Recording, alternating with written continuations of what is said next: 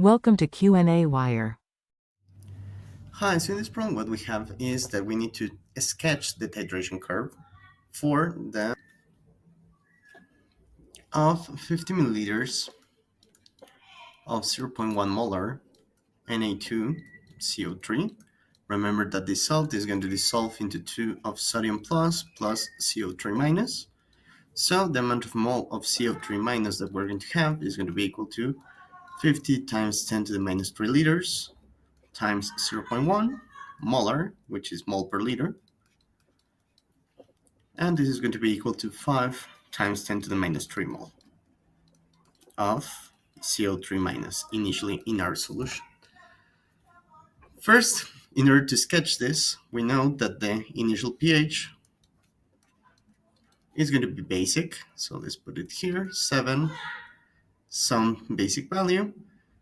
The equivalence point might be a little bit below the value of 7, and the titration curve, as we add more of the acid, is going to go into more acidic ways.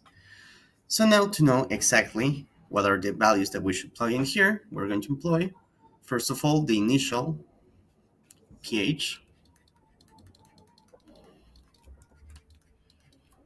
In order to do that, we know that the pKa for the pair corresponding to bicarbonate carbonate is going to be equal to 10.25. Thus, CO3 to minus plus water in solution is going to produce HCO3 minus plus OH minus. The initial concentration, since we haven't added any of the HCl to our solution, is going to be equal to 0.1 molar. We're going to write down our ice table in terms of molarity in this case. The amounts of water do not matter because it is a condensed phase, and condensed phases do not enter into our equilibrium equations. And initially, we're going to have 0 of the bicarbonate ion and of the hydroxide ion. The amount of change is going to be minus x, the fraction that is going to react, plus x and plus x over here. And at equilibrium, we're going to get 0.1 minus x, and x. Now, this equation over here is not the value for K, is not the reaction for Ka. This is the reaction corresponding to Kb. And we know that Kb and Ka are related by Kw as follows. Remember that the value for Kw, the dissociation constant of water, is equal to 10 to the minus 14, and the Ka is equal to 10 to the minus pKa. So 10 to the minus 10.25. Through doing these operations, we're going to get 10 to the minus 3.75. This value is still going to be small, but let's verify how small it is actually going to be. This is almost 10 to the minus 4, so we can assume that we can make the small x approximation over here.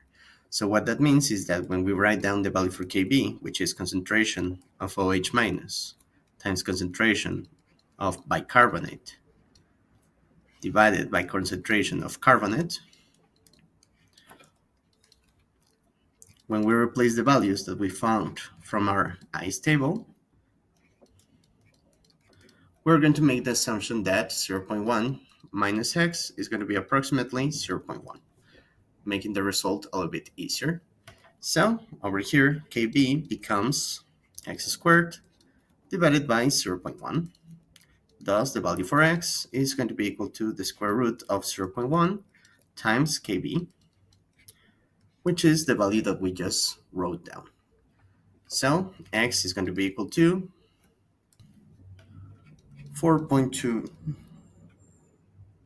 217 times 10 to the minus 3 molar concentration. And what this x represents is the amount of OH minus that we're going to have. So this is equal to the concentration of OH minus. We know that the POH is equal to minus logarithm concentration of OH minus. This is going to be equal to 2.375. Thus, the value for pH, which is 14 minus POH, becomes 11.625. So now we can plug in this value in our graph over here, the initial pH needs to be 11.625. Now, what we want to know is what would be the pH at the equivalence point. So, for doing that, what we need is to find, first of all, we know that the amount of carbonate that we have in solution is equal to 5 times 10 to the minus 3 mole. That means that we need to add of H2O plus the same amount at equivalence points, of course.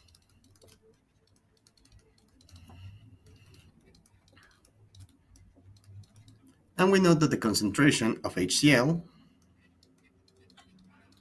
is equal to 0.01 normal. In this case, since hydrochloric acid has 1 equivalent per mole, then this is the same as having a 0.01 molar solution. The volume that we're going to require, remembering that molarity is equal to amount of mole divided by volume, the volume that we're going to require of HCl is going to be equal to the amount of mole that we have divided by the concentration of the acid, which is 0.01 mole per liter. This gives us a volume of acid equal to 0.5 liters. So we're going to require a lot of acid in order to achieve the equivalence point. The reason for having this large amount of volume is because the concentration of the acid is going to be 10 times smaller than the concentration of the carbonate that we need to titrate. So now with this information, we can proceed with our ice table. So for sake of space, and since you can pause the video, I'm going to reuse this ice table that we had here, but we're going to make some modifications. Now the reaction is not going to be with water. We're not going to get over here the value for Kb because we don't need it. But what we're going to do is put down the amount of mole that we had. All of this, we don't need it. And the only thing that we require is the amount of mole of HCl that we're going to add, which we said that was equal to 5 times 10 to the minus 3 mole. The amount of mole of carbonate, which is the same. The volume added of the acid, which is equal to 0.5 liters. And the volume of CO3 to minus that we had initially, which was 50 milliliters or 0.05 liters. We know that the total volume of the solution then is going to be equal to 0.55 liters when we reach the equivalence point. So in our ice table, what is going to happen is that we're going to write it down now in terms of mole instead of in terms of molarity. We don't need to calculate the molar concentrations in this case directly. So of the carbonate, we're going to begin with 5 times 10 to the minus 3. Now the reaction is going to be with H2O plus. That is going to generate the bicarbonate ion plus water. We're going to have the same amount over here. The change is going to be minus 5 times 10 to the minus 3, minus 5 times 10 to the minus 3, plus 5 times 10 to the minus 3. Remember that water doesn't matter because it is a condensed phase and it doesn't enter into equilibrium equations. So at equilibrium, we should get something like this, 5 times 10 to the minus 3 on all of the cases. Now, we're going to look at the following reaction. Sorry, 3 here, not 13.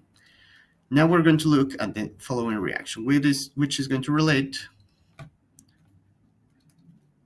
the reaction of the associated conjugate acid with water. In this case, this is going to produce H2O plus CO3 to minus the initial amount.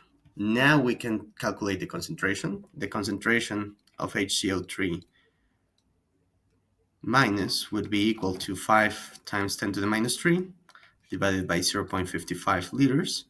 This is going to give us a concentration of 9.091 times 10 to the minus 3 molar. And we're going to use this into our ice table. Now the ice table can be written down in terms of molarity. Let's call this value to not write down the whole number over and over again, we're going to call this equal to C0 or C naught. We're going to begin with 0 of the acid. The amount that is going to change is minus x plus x and plus x. So we're going to get C0 minus x, and x. And now this reaction corresponds to the value of Ka. We know that the Ka is the concentration of H2O plus times concentration of CO3 to minus divided by concentration of HCO3 minus. And this is going to be equal to 10 to the minus 10.25 because we knew the value of the pKa of this weak acid. So now our equation becomes Ka equal to x times x, C0 minus x. This is approximately x squared divided by C0. And we can calculate the value for x as we did before. Let me erase the values over here for the previous part of the problem. So same as before, now the value of x is going to be equal to the square root of Ka times C naught. And this is going to be equal to the concentration of H2O plus that we have in solution at the equivalence point. So the result that we're going to get is equal to 7.15 times 10 to the minus 7 molar.